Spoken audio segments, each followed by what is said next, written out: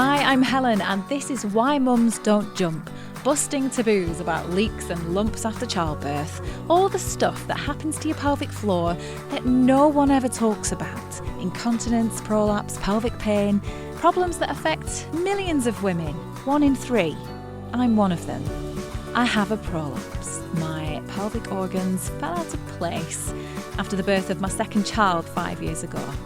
And if you told me then I'd be speaking about this stuff out loud, I would have told you to give your head a wobble. Hello, and welcome. How are you doing? Thanks for all your messages again this week, especially the lovely voice note that I got from Canada. It was so nice to think that, the conversations that we're having here in the UK are travelling far and wide. And I loved that image of you listening in your car on the way to work. So thank you for that. And apologies to the listener who said that she cried into her chicken pie while she was making it. We've all been there. I hope you're feeling a bit better now. Today then, right, at the end of the last series, I asked for your thoughts on what you'd like to hear. And one of the suggestions that came back was about the need to discuss bowel incontinence, fecal incontinence after childbirth. It's understandably something we very rarely hear about, a taboo within a taboo. But it doesn't mean it's not common.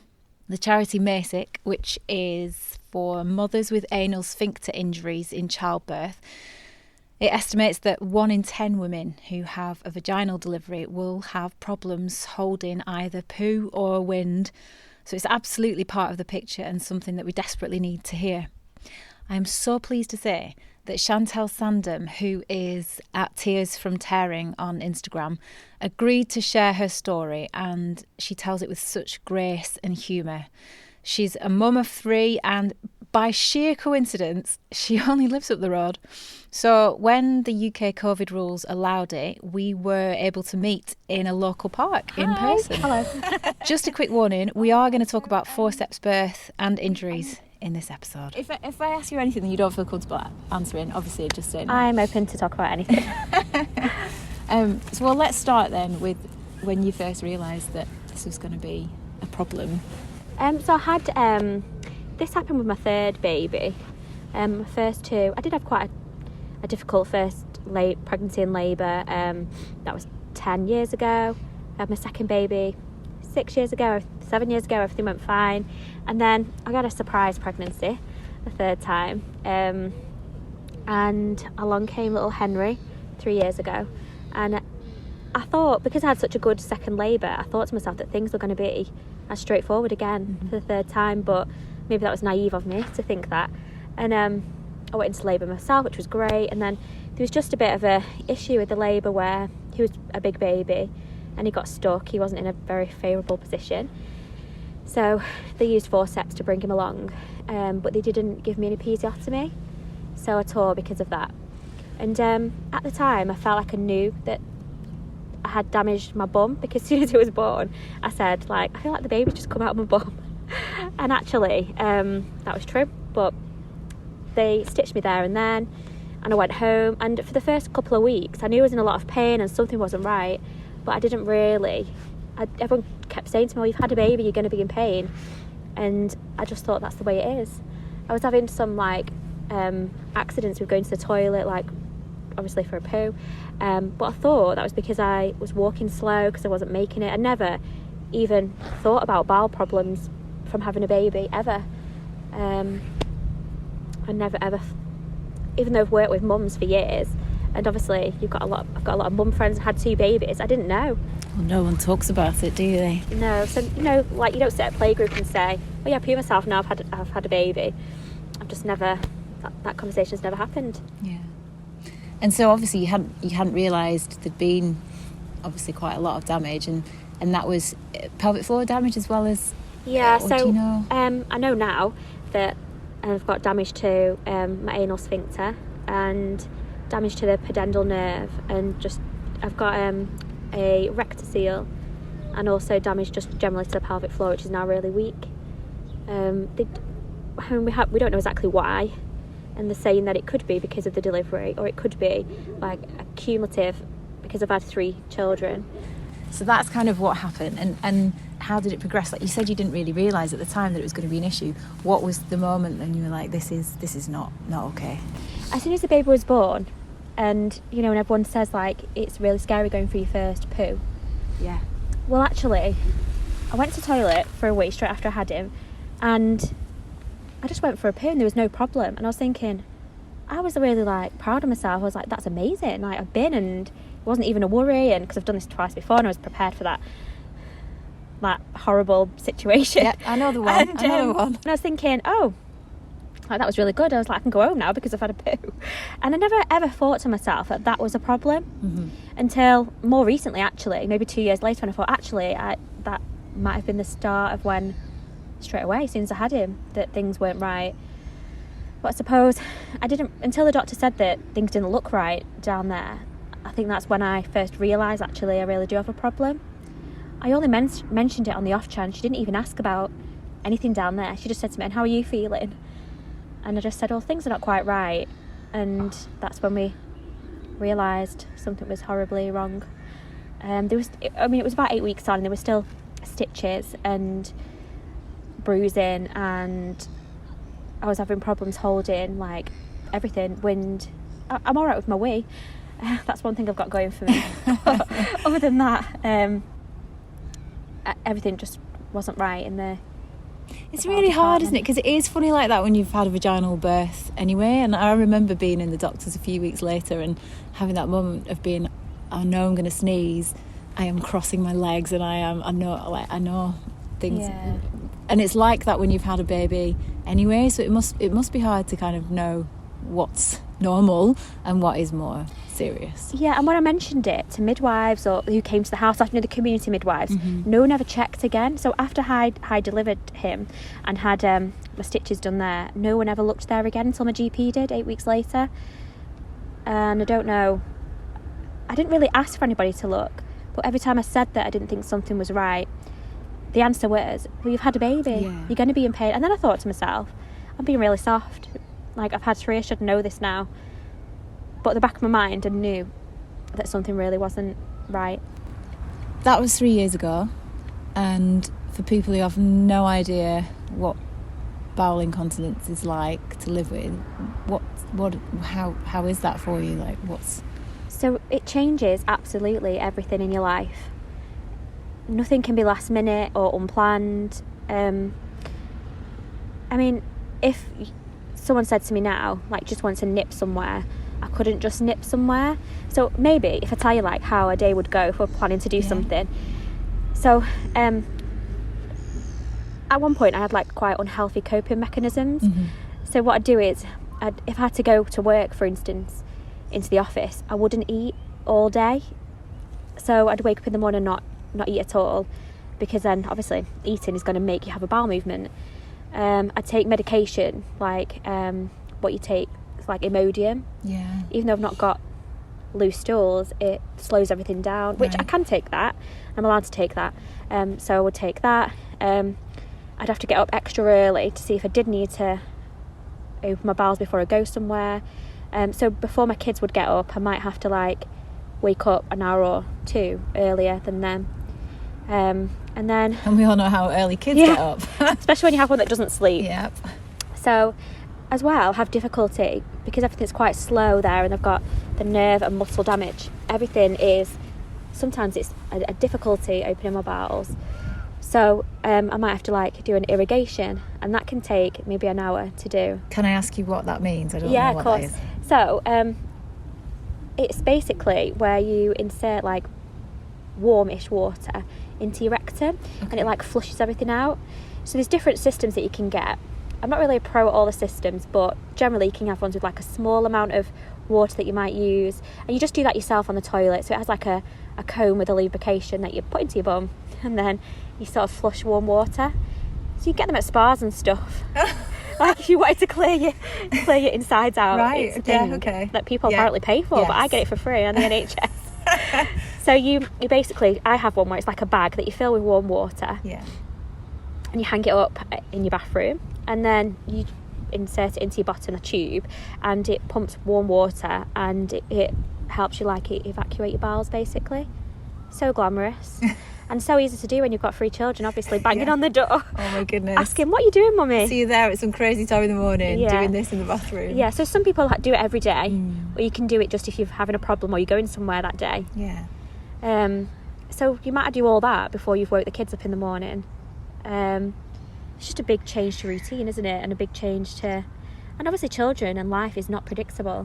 So of course one of your children will wake up when you're trying to do that and want to use a toilet, and then they're like, what the hell is going on in here? Yeah. So I can't just nip out, because what if I did have an accident? And obviously it's not... I mean, I'm not okay with pooing myself, but I'm coping with it a bit better than what I was. But it's not okay to go to Asda and poo yourself. So, and carry on walking around, do your shopping. You can't do that. So obviously it's shameful, it's embarrassing, it's uncomfortable, and it's just not, it's a taboo subject, isn't it? It's not socially acceptable to go and poo yourself anywhere. So you can't just go about and think, well, it's my problem and I'm not bothered what people think, because it's just not, you can't go about doing it. I love how you talk about it like it's so matter of fact. It just is, and I get on with it, and I do what I need to do. But there must have been some horrible times. You must have had times when you've just, I don't know, wanted to not leave the house, maybe, or... Well, there has, yeah. And I've had really, really down times because of this. So I don't wholly remember the first year of Henry's life, which is really sad. But I think that's a natural and a defence, or like a reflex of your mind, isn't it, to like block out things that are really difficult. So when everyone was going to play groups or enjoying things with the babies, I didn't get to do those things, but I don't really remember the things that I did do with him, even if it was just at home. So I look back at pictures from the first year and I don't remember like, oh, an auntie got that jumper, or I remember that day. I don't really recall any of that, which is really strange, because I can recall that from my first baby 10 years ago. And I think that's just my mind, like, blocking out a really difficult and low time. As well, everyone kept saying that it must be really hard, and I kept telling everyone, no, I'm absolutely fine. I'm not traumatised by the birth. I've not got postnatal depression. Because I was just trying to get on with things, and really I didn't really tell anybody in the first year. And I've had a really low time, especially when like I've been waiting for surgery and things have been going slow and things have been worsening. It has been really, really difficult, and I have felt like I didn't want to get up in the morning, and I didn't want to go anywhere or do anything, or it has been a really, really difficult. I don't know where the 3 years have gone. You said you didn't really tell people, so did you just manage to hide it then? Sort of. Well, what happened was my partner, he started university the day after I had Henry, so he wasn't around much, and he's been waiting to go to university for years, and I didn't want him to have a reason not to go. So he was there when I gave birth. He knew that things were difficult, but I didn't always tell him like the full extent, and obviously I would hide.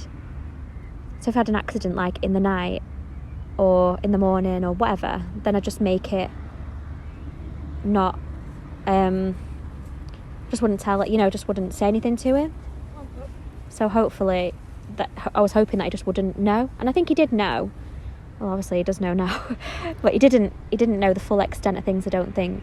Wow. And I don't know how I hid that really. Because everyone knows now. Was there a moment when you told him about it all, or did it all just come out over time? I think it's just come out over time. Yeah. And more recently, really, or maybe over the last year, he obviously knows everything. But this obviously impacts your relationships, your intimacy, your ability just to... people want to do spontaneous things when you've got kids. If you look outside and the weather's nice, let's go to a park. It's not as simple as that for me. So I made excuses, I think, for the first year, and then I just thought I need to like be open and honest with people and get all the help that I can, and then I realised like I needed to tell him more.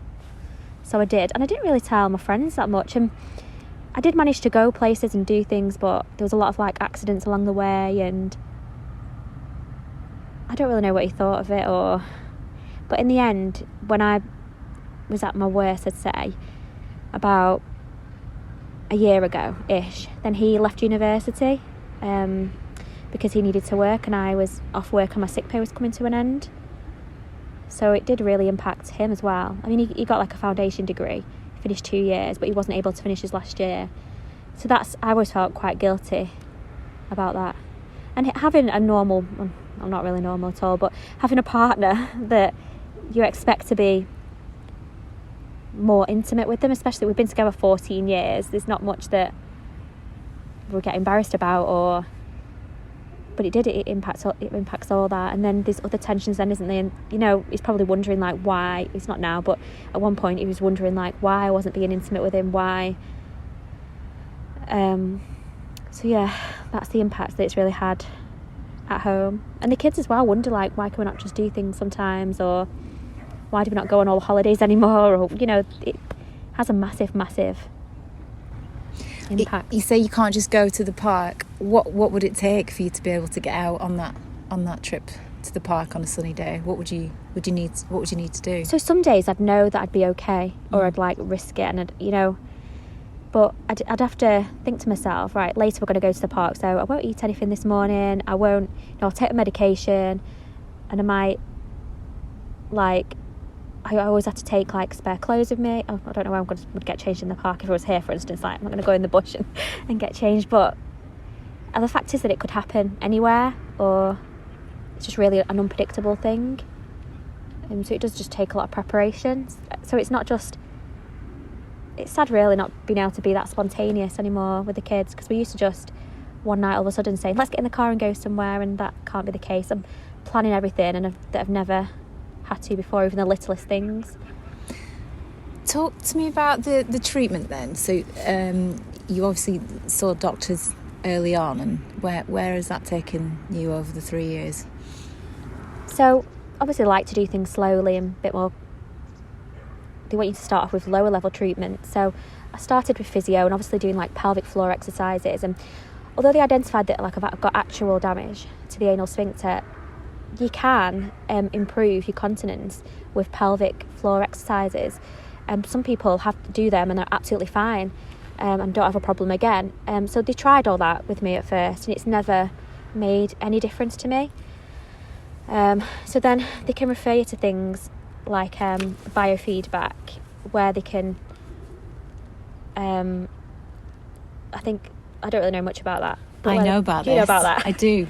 So biofeedback is where they can, using a device, sometimes it's an electronic device, sometimes it's just kind of a plastic device, but basically it's a way that you can see if you're doing your pelvic floor exercises properly. So sometimes they put a probe or something into your vagina, and then that registers the squeeze on it. They can do that like rectally as well. Oh, right. But I couldn't like tolerate that because like the nerve damage and stuff. Painful. Yeah, so I did have like a home device. So you put the probe, it's attached like a little computer thing, like a TENS machine, and you insert the probe into the vagina and you do your pelvic floor exercise. But this one was like an electrical stimulation, and it helped contract your pelvic floor, which is a very strange sensation. But apparently it works. It didn't improve my bowel continence, but I'm still really working on all my pelvic floor things because I need to make myself in the best shape for surgery and make things strong. So surgery is the thing that's coming down the line, we think. It is. So basically in lockdown in July, I started with a new problem, which was the least glamorous thing of this, which was passing stool from my vagina. Oh gosh. I know. So it was a bit of at one point I wondered if it was happening earlier on, but then I thought, no, I don't think that's happening. And then one day it just obviously was happening. So I rang the colorectal surgeon because I was already under them, and they got me in as an urgent appointment, and they couldn't find like where it was coming from. And they couldn't find where it was coming from an MRI scan or anything. And I've never had an infection because of it, and or anything like that. So what they did is they just said, let's get you in for surgery, because we're going to try more different biofeedback, and they were going to try you can have like a nerve simulator in your back, which helps send a message to your brain to help you control your bowels. Wow. They were going to try all these other things, but decided actually surgery then was the best, a starting point really. Yeah. So I've not got a date yet, I've been waiting a long time. I'm going to have surgery, and it's going to be quite a big surgery with a big recovery. But what they're going to do is, it sounds really drastic, and I suppose it is really drastic, but what they're going to do is they're going to basically open the back wall of the vagina into the bottom, like separate it right down, and then they're going to do like an overlapping technique to heal anything up there. So basically bring everything closer together, repair any prolapse that's there on the back wall, and at the same time it'll repair any like fistula, any holes that are in between. And then they're going to rebuild my perineum, because that's non-existent, no idea where that went. And then they're going to repair my anal sphincter, and they're going to do that all in one surgery. So it's going to be a little stay in hospital for a few days, which might be nice, a bit of peace and quiet. And from that, hopefully it'll help. They don't think it'll help my pain, because that's nerve damage, and it's just not going to help my pain, and it could make my pain worse. But I feel that my quality of life would be so much better if I've got control of my bowels, that I'll be able to manage pain better. So I've made that decision to have surgery. Yeah, and that's kind of hopefully what the future looks like then, doesn't it? Not perfectly back to how things were, but just a better quality of life. Yeah, and the surgery has a lifespan. So sometimes like a repair of an anal sphincter can only last 10 years or whatever, and I think it can be similar for prolapse surgery, can't it? But I feel 10 years from now, I feel like I'll have a 20-year-old and a 17-year-old, and Henry will be 13. I know it's not everything about the children, but I feel like I'll be in a whole different place to deal with that then. And you don't know how things are going to progress over 10 years, you know, the technologies around this kind of stuff, the treatments. There might be other things then that are even better. Yeah, they might be. And I think it's really clever that they can do that now, isn't it? That they can make that repair and that they can do all the tests. So I'm just hoping that's soon. And it's been quite difficult in lockdown because they've not been able to tell me when surgery would be. And not knowing is really, really difficult. If they said to me, it's definitely going ahead in a year, then I could work, even if it's a year away, I can work towards that. But for me, the not knowing has been the most difficult thing, because especially when it came to like Henry's birthday, because I've been thinking in September, I was like 3 years I've been like this.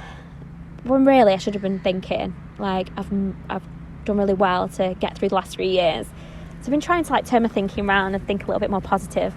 And I've been having counselling as well for a year, which has really helped me and made me think about things a bit differently. So that's positive. There must be so many women who are experiencing this now, and like you in the early days kind of hadn't told anyone, just really mortified by it. What would you say to them? I mean, do you remember being in their position? Like, yeah, I remember feeling like I was the only person that this happened to, that the only person that poos himself, that the only person that has these feelings. And as well, it gives you, I can't say resentment towards your baby, but I had a lot of guilt because I felt that I couldn't do the same things with this baby as I did with the other two, and I felt like a really terrible person. Even though I'm obviously a professional person, I've worked with parents for years, I just felt like no one else had ever felt this way. So I think one day I didn't Google search. I think I came across, I think it's like birth trauma site on Facebook, and I was like, oh right, okay, this is, some people have had similar things. And then one day I just saw a post from somebody that was about this, and they were pooing themselves, and I was thinking, oh my god, someone else pooed themselves. So then I thought, there's two people in the world poos themselves. So I think I messaged them or started a bit of a conversation. And they were like, you should try this page and that page. And the next minute there were hundreds of women that were having the same issue. I just thought, oh my god, I didn't know. And I felt like my life became so much more.